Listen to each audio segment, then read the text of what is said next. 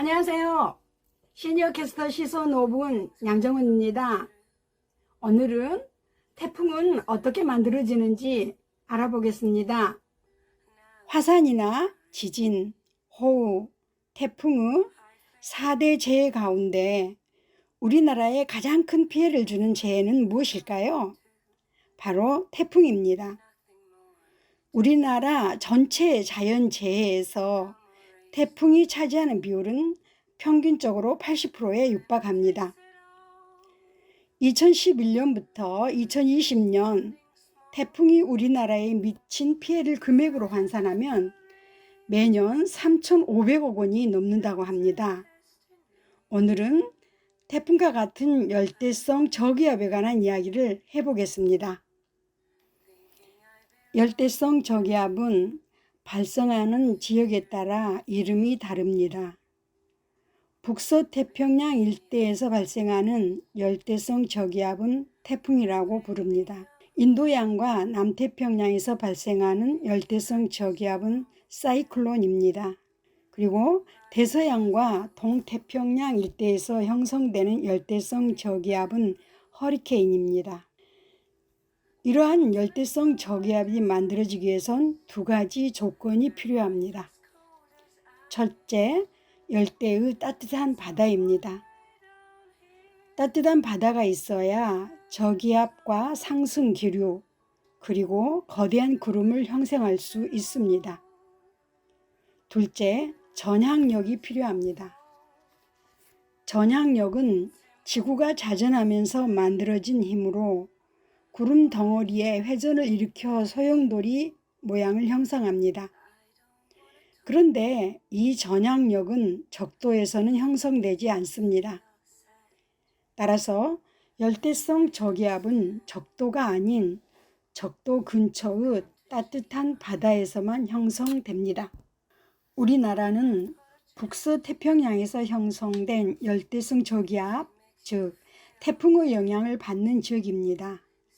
태풍은 매년 1월부터 12월까지 평균 26개 정도 만들어지지만 북태평양 고기압의 강약에 따라 7월부터 9월에 걸쳐 3개 정도의 태풍만이 우리나라를 찾습니다. 북서태평양에서 만들어진 태풍은 위도 0에서 30도의 저위도 지역에서 무역풍이라는 강력한 바람의 영향과 전향력의 영향을 받아 북서진합니다. 그러다 우리나라 부근에 와서 위도 30도대에 진입하게 되면 다시 위도 30에서 60도대에서 강하게 부는 편서풍이라는 바람의 영향을 받아 북동진합니다. 9월 초 우리나라에 상륙한 태풍 흰남노가 서쪽으로 이동하다가 갑자기 북동쪽으로 급격하게 방향을 바꾼 것 역시 위도 30에서 60도대에서 편서풍의 영향을 받았기 때문입니다. 제비, 너구리, 종다리, 민들레, 노을의 공통점이 무엇인지 아시나요? 바로 우리나라가 만든 태풍의 이름입니다. 태풍의 이름은 태풍의 영향을 받는 지역의 14개 국가가 모여 만든 태풍위원회에서 정합니다. 국가별로 10개씩 이름을 만들어 총 140개의 태풍 이름이 있으며 이들 이름을 돌아가며 순서대로 붙이는 방식입니다. 태풍 등 열대성 저기압은 인간에게 막대한 피해를 미치는 끔찍한 자연재해입니다. 하지만 지구 입장에서 볼 때 열대성 저기압은 꼭 필요합니다. 열대성 저기압은 저위도의 에너지를 고위도로 이동시켜 지구 에너지 균형을 맞춰주는 역할을 합니다. 바다의 물고기들을 떼죽음에 이르게 하는 녹조나 적조 현상을 해결하는 고마운 존재이기도 합니다. 하지만 지구온난화가 심화되면서 열대성 저기압의 발생 빈도가 더욱 잦아지고 그 위력 또한 거세지고 있는 게 문제입니다. 기본적으로 따뜻한 바다에서 형성되는 열대성 저기압은 지구온난화에 따라 바다가 따뜻해지면 필연적으로 더 자주 발생할 수밖에 없는 것입니다. 장차 또 어떤 예상치 못한 열대성 저기압이 발생하여 세계 곳곳에 막대한 피해를 미칠지 그저 두렵지 않을 수 없습니다. 그럼 지구온난화를 막기 위해 우리가 생활 속에서 실천할 수 있는 가장 좋은 방법은 무엇일까요?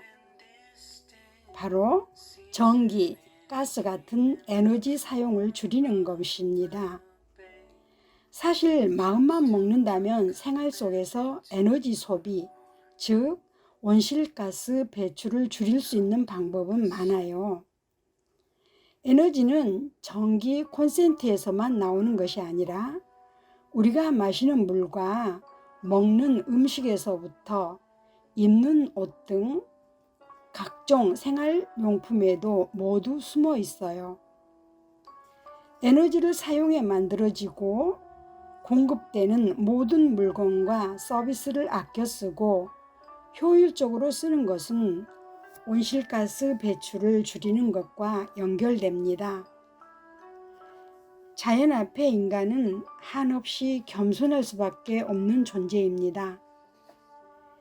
그러므로 덜 소비하고 더 존재합시다.